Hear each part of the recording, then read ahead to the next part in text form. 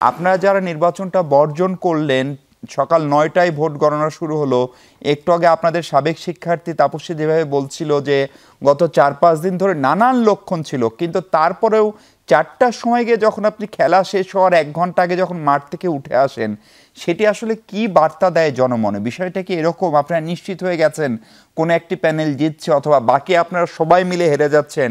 ডাকসুর সাম্প্রতিক সময়ের যে উদাহরণ, সেই বার্তাও কি মানুষের মনে যাচ্ছে না? এখানে আমার কাছে মনে হচ্ছে যে ন্যারেটিভটা নির্বাচন বর্জন করার যে ব্যাপারটা, সেটা নেগেটিভটা ভুলভাবে প্রকাশিত করা হচ্ছে।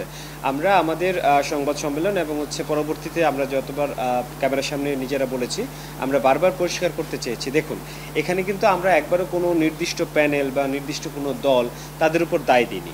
আমরা বারবার বলতে চাচ্ছি যে এই নির্বাচনটা যখন থেকে শুরু হয়েছে, অর্থাৎ যখন থেকে আমাদের মনোনয়নপত্র কেনা হয়েছে, তখন থেকেই বিভিন্নভাবে নির্বাচনে এই যে লেভেল প্লেয়িং ফিল্ডটা নষ্ট করার চেষ্টা, সেটা করে যাওয়া হচ্ছিল।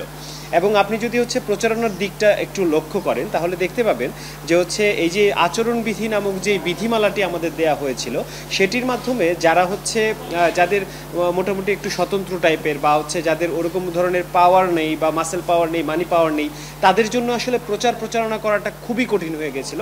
এবং দিন শেষে আমরা বারবার বলেছি যে আমাদেরকে সংলাপ করতে দিন, আমাদেরকে ডিবেট করতে দিন, আমরা আমাদের ইন্টেলেকচুয়ালিটিটাকে আমাদের স্টুডেন্ট, আমাদের যে ভোটার আছে তাদের সামনে প্রকাশ করতে দিন। কিন্তু আমাদের সেটা করতে দেওয়া হয়নি, বরঞ্চ আমরা যাতে শিক্ষার্থীদের কাছে সহজে পৌঁছাতে না পারি তার সর্বোচ্চ চেষ্টা করা হয়েছে। এবং আজকে ইভেন গতকাল রাত পর্যন্ত আমরা বলেছি যে আমাদের কি পোলিং এজেন্ট থাকবে কি থাকবে না। রাত ৪টার সময় আমাদেরকে জানানো হয়েছে আমাদের পোলিং এজেন্ট আমরা চাইলে দিতে পারবো। একটা স্বতন্ত্র ছেলে বা যার যে আগে থেকে কাউকে জানায়নি, সে কিভাবে রাত ৪টার সময় সবাইকে জানাবে? বা আমি একজন ছেলে হিসেবে আমি কিভাবে আমার মেয়েদের হলে তখন পোলিং এজেন্ট ঠিক করব? সকালে যখন পোলিং এজেন্ট তারপরেও পাঠানো হলো কয়েকটা হলে, তখন আমরা জানতে পারলাম কি সিগনেচার লাগবে।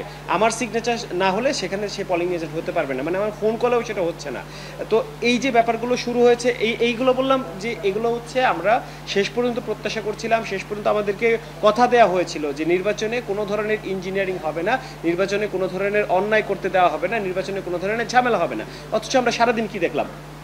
আমরা দেখলাম যে সকালবেলা কিছু কিছু হলে আমার হাতে যে কালি লাগাবে সেই মার্কারটি নেই।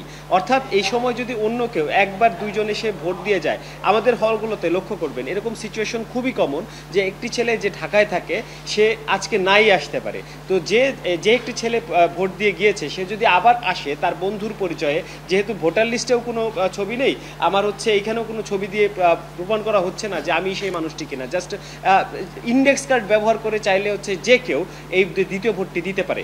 এছাড়া তারপর যখন হাতে কালি যেখানে লাগানো হচ্ছে, সেই কালি একবার ঘষা দিলে কালি উঠে যাচ্ছে। এরপরে আমরা দেখেছি যে বুথ রয়েছে একটি মেয়েদের হলে, একটি বুথে দেখা গিয়েছে যে 2টি প্যানেলের লিফলেট পাওয়া গেছে সেখানে। আমার কথা যে একটি বুথের ভিতরে যখন আপনি প্যানেলের লিফলেট দিয়ে দিবেন, আপনি কতটুকু সিকিউরিটি মেনটেন করছেন তার কিন্তু সরাসরি প্রকাশিত হয়ে যায়। এই সব ঘটনাগুলো কিন্তু আপনি যদি আপনাকে একটু থামাই, এই সব ঘটনাগুলো আপনি যে উদাহরণগুলো দিলেন, এগুলো আমরা দেখেছি, আমার সহকর্মীরা সেখানে ছিলেন। এগুলো বেশিরভাগ ঘটনা 1টা, 1.5টা, 2টার ভিতরে ঘটে গেছে।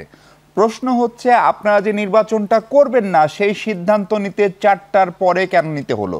আর মানে এবং আপনারা আগে থেকে নাকি লক্ষণগুলো জানতেন? দেখুন, আমরা যদি আজকে আমরা একবার স্পষ্ট ছিলাম যে নির্বাচনের ভোট গ্রহণ শেষ হলে তারপরে আমরা ভোটটা বর্জন করব।